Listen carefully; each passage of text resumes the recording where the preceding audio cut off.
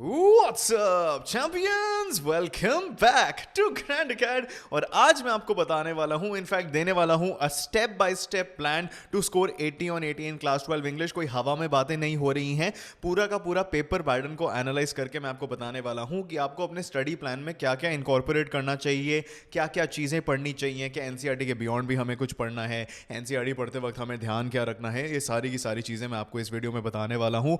मैंने आपके लिए नैरेटिव टेक्निक्स के ऊपर वीडियो बना दिया है, बहुत ही जल्द पोएटिक डिवाइसेस और अलग अलग क्वेश्चंस के ऊपर वीडियोस आने वाले हैं, तो make sure that you subscribe to Grand Acad. Simply reading the NCERT और going through a few videos is not enough.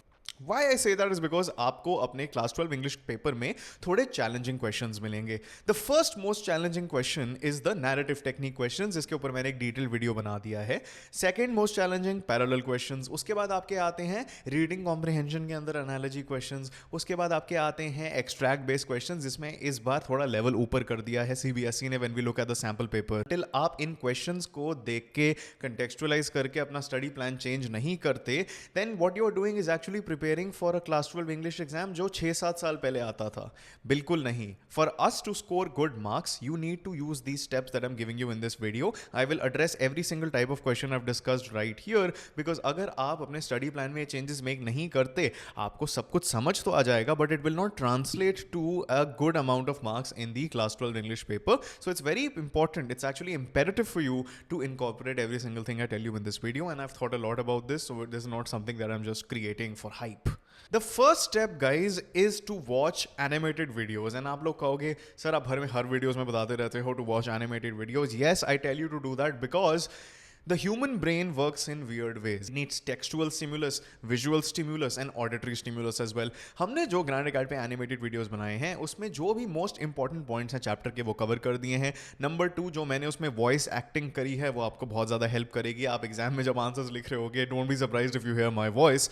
And apart from that it also helps you visualise the story in a very systematic manner whilst pointing out the most important aspects of that chapter. This will help you most in engaging with the themes of every particular chapter. आपको हर एक chapter की theme समझ में आ जाएंगी, आपको हर एक chapter के most important topics, most important word सारे के सारे उस वीडियो में मिल जाएंगे along side a basic explanation, और आपका दिमाग प्राइम हो जाएगा for the next step. Whilst you watch the animated videos, I want you to write down every single theme that you encounter in chapters. This will help you in parallel questions and narrative technique questions. By the way, अगर आपने इन दोनों चीज़ों का videos नहीं देखे हैं तो अभी के अभी जाके देख लो, मैं आपको डिस्क्रिप्शन में इनकी लिंक्स दे दूंगा, इस वीडियो के बाद देख लेना। See, it's important for you to understand the themes of every single chapter because parallel questions में और narrative technique questions में आपको themes को extrapolate करके ही अपने answers लिखने हैं।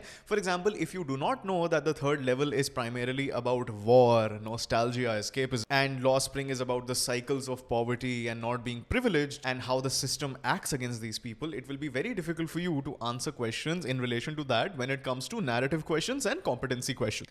Narrative questions में आपको हर एक लाइन एनालाइज करनी है from the NCERT to understand why a writer wrote what he और she road.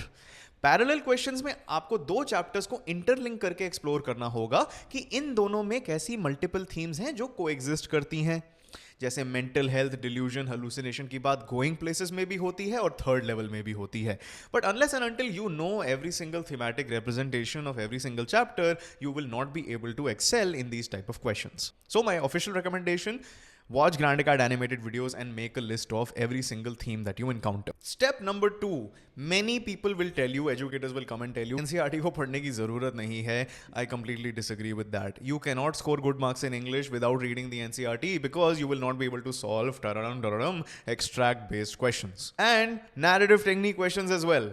Narrative technique questions की अगर हम मार्किंग स्कीम देखें, कई लोग कह रहे हैं narrative technique questions board exam में आएंगे नहीं, वो हम जैसे लोग डिसाइड नहीं कर सकते, वो we have to prepare for everything and likelihood है कि जरूर आएगा। तो मैं तो कहूँगा इसको प्रिपेयर करके जाओ। एक्सट्रैक्ट बेस्ड क्वेश्चंस तो गारंटीड है आने के लिए, and unless and until you know आपने एनसीईआरटी पढ़ी है, you will not be able to answer them. Narrative technique की मार्किंग स्कीम देखो, उसमें लिखा हुआ है that you will have to refer to specific instances within a text. And if you talk about extract based questions, उसमें तो line by line directly NCERT से उठा के आपको चीजें दे दी गई हैं, और अगर आपने वो पढ़ा नहीं है, what makes you think that you will be able to gauge the very nitty gritties of that particular extract? For example, आपको ये तो पता होगा कि last lesson is about the Prussian war, the Franco Prussian war, France ऐसा बंदा था जो सीरियस नहीं था, but would you know why M. Hamill said what he said about parents and teachers? You wouldn't, because the only way that you can learn that is by going through the NCRT. So, the next step is NCRT. अगर आप पढ़ रहे हो, which you should, do not listen to anyone who doesn't tell you to do that. Please read the NCRT. And how do we read the NCRT? Let me tell you this. सबसे पहले एक skim reading करनी है. उठाइए NCRT, skim read करिए, करते रहिए बस एक बार. Don't focus on anything. Just go through it, skim read it once. Number 2, जब आपने स्किम रीड कर लिया है, आपने एनिमेटेड वीडियोस देख ली हैं, you will have a basic idea. Number 2 reading आप धीरे धीरे करो, बट इतना धीरे भी नहीं करो, इतना टाइम नहीं है इंग्लिश के लिए.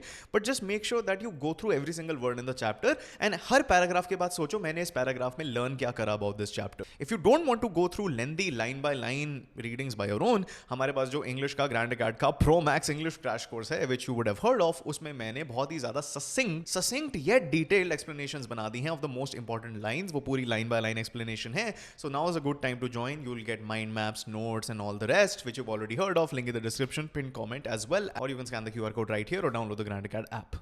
Step number 3, you will ensure that you know all the formats of all the writing skills. और आपको थोड़ी थोड़ी जो रटने वाली लाइंस हैं वो पता है. गाइज अगर आप ये लाइंस इंक्लूड कर दोगे, मैं ये नहीं कह रहा इनके बिना आपके नंबर नहीं आएंगे, but if you include these lines, I have already talked about them in the YouTube one shot of writing skills, you can look that up. उससे आपके नंबर एकदम देख के आपको मिल जाएंगे, बिकॉज मार्किंग स्कीम में सर्टन लाइंस होती हैं, टीचर्स भी सर्टन लाइंस के लिए लुक करती हैं, और अगर आपका फॉर्मेट ठीक है और आपने लाइंस इंक्लूड करी हुई हैं, आप देख लीजिए एग्जामिनर के पास 100-200 कॉपीज हैं, पूरा तो कोई नहीं पड़ेगा. So the next step should be ensuring that you've mastered all the writing skills के formats as well as the most important lines. Now when you've gone through these 3 things, I want to talk about number 4. अगर आपको लगता है कि आपका reading comprehension weak है, if you start practicing it now, number 1, you will give yourself a lot of anxiety.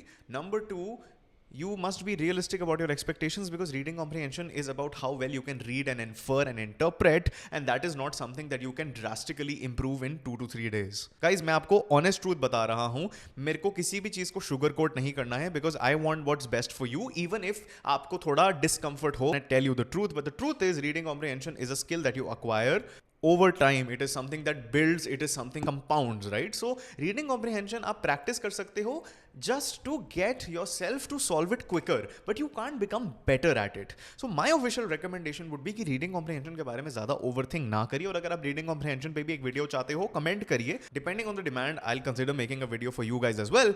But what I recommend people is that reading comprehension में आपको अपने आप को train करना है to get through that section faster. And why I say that will lead to step number 5. You need to take a sample paper.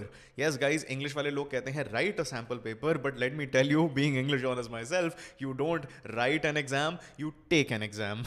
Okay, taking a sample paper is important after you followed all these steps, because English exam हर साल लेंदी आता है, बहुत सारे बच्चों का छूटता है, and especially with the new type of questions that CBSE has introduced, hopefully with the steps I've given you, you will be able to secure very good marks. You will study the right way. You need to take a sample paper and time yourself to aim to complete it within 2 hours 45 minutes. Reading time अपने आपको दो. Reading time में तो total paper would be 3 hours 15 minutes technically, but आपको तो 2 hours 45 minutes total लेके चलना है, and you should aim to complete it maximum by 2 hours 50 minutes excluding reading time. Try 2 sample papers, 1 sample paper with ABC and second CBA. पहले literature, फिर writing skills और फिर reading comprehension. लेकिन 15 minutes जो आपको reading time मिल रहे हैं, इसमें mentally आपको reading skills को करना है. इन दोनों को ट्राई करके आपको रियलाइज होगा which one works better for you, and I would recommend that you pick that and take another sample paper one day before your board exam. It will help you practice reading comprehension, थोड़ी बहुत उसकी priming हो जाएगी, writing skills practice हो जाएंगे, और जो नए नए टाइप के क्वेश्चंस आ गए हैं ना सीबीएसई के तौर पे, वो भी आपके प्रैक्टिस होते रहेंगे. Step 6 is make sure that you are following Grand Acad on YouTube. काफ़ी सारे वीडियोस हमने डाल दिए हैं. We have been the first to upload videos on narrative techniques and other type of questions on YouTube. काफ़ी ज़्यादा help हो रही है बच्चों की. तो और वीडियोस अगर आप चाहते हो तो please do us a favour, share this channel with your friends. Guys, I am trying to spread quality English education, and I would love for all you dear champions to join me in that effort. So share this channel and these videos with your friends. Help them score better marks as well. And if you need extra help with English, I have already told you about the Grand Acad Pro Max English champion course, जिसमें आपको detail lectures, live doubt sessions, competency sessions, narrative technique sessions, answer writing sessions, writing skills sessions, mind maps, question banks भर भर के, detail guidance और बहुत कुछ. तो अभी के अभी if you want to join, बढ़िया ऑफर चल रहा है, head to the link in the description on the pin comment और scan the QR code right here और download the Grand Acad app on the Play Store and App Store. उसकी भी links आपको description में मिल जाएंगी। Alright, all किस topic पे वीडियो चाहते हो कमेंट्स में बता देना, उस पे हम बनाने की पूरी कोशिश करेंगे। And alright, till next time, keep winning you champions.